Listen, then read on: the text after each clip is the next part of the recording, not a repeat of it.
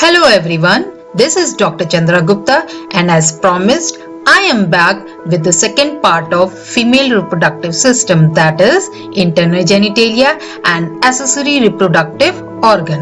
I would like to thank everyone for your feedback and suggestions received in my previous video. And yes, don't forget to like, share and subscribe. Now the fallopian tube. Fallopian tube is also called salpinges or the oviduct or the uterine tube. And inflammation of fallopian tube is called salpingitis. Remember this, salpingitis. This I will discuss it in pelvic inflammatory disease. So the fallopian tube is generally developed from the Mullerian duct. Actually, from the Mullerian duct, uterus, fallopian tube and the upper part of the vagina developed. So main function of the fallopian tube is to assist in transfer and transport of the sperm from the ovary to the uterus, and the length of the fallopian tube is 10 centimeter. So the fallopian tube is see in the diagram. The fallopian tube is generally lined by columnar epithelium. This epithelium contains two types of cells. First is ciliated cells and the second is non-ciliated cells. So the ciliated cells actually are very important for the movement of ovum into the uterus. So they help in the movement of ovum into the uterus. And the second, non-ciliated cells, these cells are called PEG cells, this is very important. PEG cells has been asked in the examination that where the PEG cells are found. So they are found in the fallopian tube and their function is to secrete nutritive substance for the sperm and ovum, and PEG cells also activate the sperm also. Now the fallopian tube, parts of the fallopian tube. So as you can see in the diagram, there are four parts of the fallopian tube. First part is called interstitial part. This part lies within the uterine wall. Second is the isthmus part. This you can see isthmus part. This part lies after the interstitial part and it connects ampulla to the uterine cavity. Now the third part is ampulla part, and in this part is fertilization takes place. So this part is very important. Fertilization takes place in this part, and the tuber occlusion, which is also done for the family planning, is done in this part. And the last part is called the infundibulum part. This part is present after the ampulla part, and this part is funnel shape and opens near the ovary. So to which you can see the fimbriae are attached to this part. So fimbriae are very important. The fimbriae, they are the finger like projections of the fallopian tube, and they help in the capture the ovum or the secondary oocyte from the surface of the ovary. Next is ovaries. They are also called the female gonads. You can see this question has also been asked in the exam. The female gonads, ovaries. So the ovaries, they are homologous to the testis of the male. Very important. This question has also been asked in the exam. Ovaries are homologous to the testis of the male. So the main function of the ovaries, as you must be knowing, that ovary produce and release eggs or the secondary oocyte in the female reproductive tract. Second main function of the ovary, to produce reproductive hormones, that is estrogen, progesterone and the lesser hormones relaxin and inhibin. Very important. This has been asked in the exam. So ovary produce hormones. First is estrogen, second progesterone, third relaxin and inhibin, and the last all of the above. So answer will be the all of the above. All the four hormones are secreted by the ovary. Now the whole, you can see the diagram, whole of the ovary is covered with a single layer of germinal epithelium. So the ovary has two main sections. The outer is called the cortex section and the inner is called the medulla. So outer layer of the cortex, see in the diagram, outer layer of the cortex is called the tunica albuginea. With this tunica albuginea is also found in the testis of the male. Outer layer of the testis is also called tunica albuginea. So this cortex as the outer layer cortex, this cortex, as you can see in the diagrams, this cortex is the place where the follicles and oocyte are found at various stages of development and degeneration. You can see that with the brown color I draw the degenerating follicles, and these are called atretic follicles, and the developing follicles, the sequence, you must all learn the sequence of development of the follicles, and that is, first is primordial follicle, second is primary follicle, third is secondary follicle, the next is mature Graafian follicle, then corpus haemorrhagicum, then corpus luteum, and the corpus albicans. Very important, this sequence has also been asked in the examination. So first, as you can see in the diagram, the developing follicles, that means from primordial follicle, primary follicle and secondary follicle, all these three follicles contain primary oocyte, and these follicles secrete estrogen hormone, very important, and estrogen hormone, which is also secreted by mature Graafian follicles. So all these follicles secrete main hormone, which is called estrogen hormone. After this follicle, when ruptures, which called ovulation, and ovulation causes release of secondary oocyte. So after the ovulation corpus luteum forms, which mainly secretes progesterone hormone. Although corpus luteum secrete all the four hormones, but the main hormone, predominant hormone, which is secreted by corpus luteum, this all has also been asked in the examination, the predominant hormone. So after the corpus luteum, there is when corpus luteum degenerate, and this is called corpus albicans. Corpus albicans is also called white body, and corpus luteum, you see I colored with yellow colors because it is also called the yellow colored body. So the life of the corpus luteum is very important. It is 12 to 14 days in case if fertilization doesn't take place. And if fertilization takes place, then the maximum activity of corpus luteum is seen at the 8th week of pregnancy. Later on I will discuss in detail about this also, but you all must remember the lifespan of the corpus luteum, which is 12 to 14 days if fertilization doesn't take place.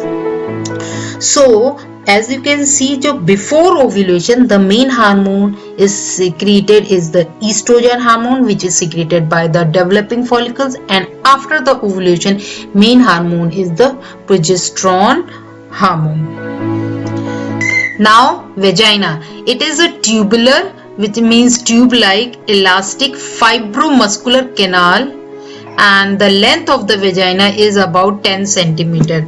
As I told you, length of the fallopian tube, which is also a 10 centimeter. So the passage, it is a passage for the menstrual flow and the childbirth.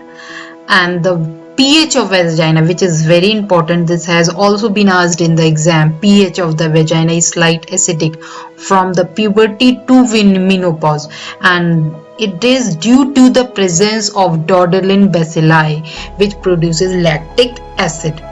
This pH varies with the estrogenic activity.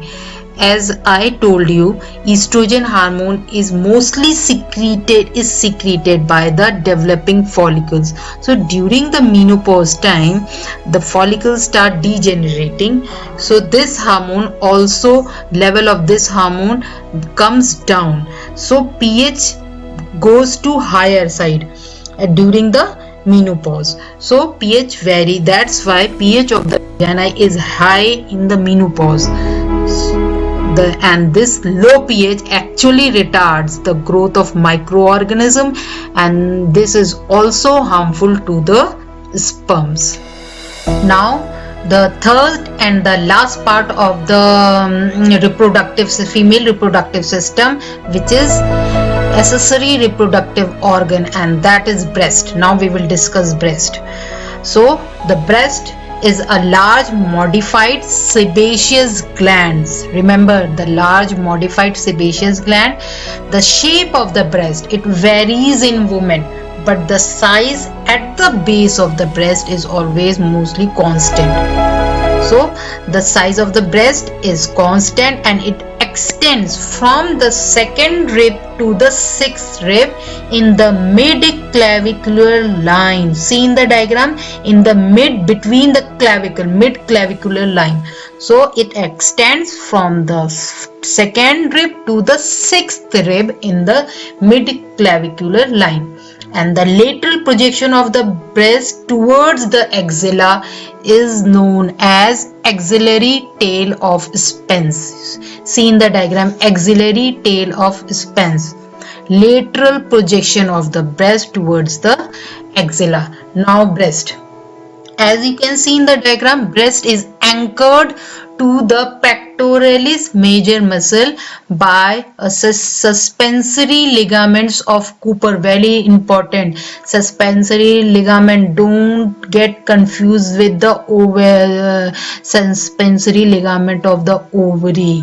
This is a Cooper's ligament, and it is found only in breast. And this ligament is a fibrous septa that extend from the skin to the underlying fascia. So the whole breast is embedded in the subcutaneous fat. You can see that I have drawn with the yellow color subcutaneous fat. Whole breast is embedded in subcutaneous fat except beneath the nipple and the areola.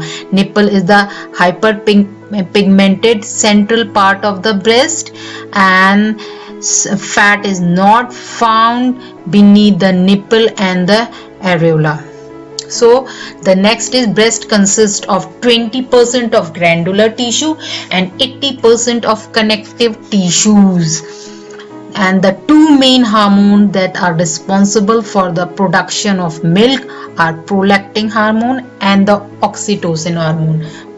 This prolactin hormone is secreted by the anterior part of the pituitary, and the oxytocin hormone, which is secreted by the posterior part of the pituitary. Now please see the diagram very carefully, everything, because see the first nipple opens in the lactiferous duct. Lactiferous duct open in the lactiferous sinus, and the lactiferous sinus opens into the alveolus. So nipple, first see nipple I have written, nipple is also called accessory breast. Very important, this is also been asked in the exam.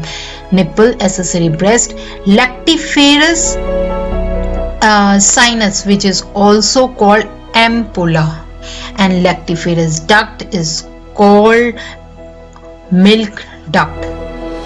So now the breast, as it is shown in the previous slide, breast consists of lobes. See in the slide, lobes, many lobes, 15 to 20 lobes, and each lobe has 10 to 100 lobules, and each lobule has many alveoli.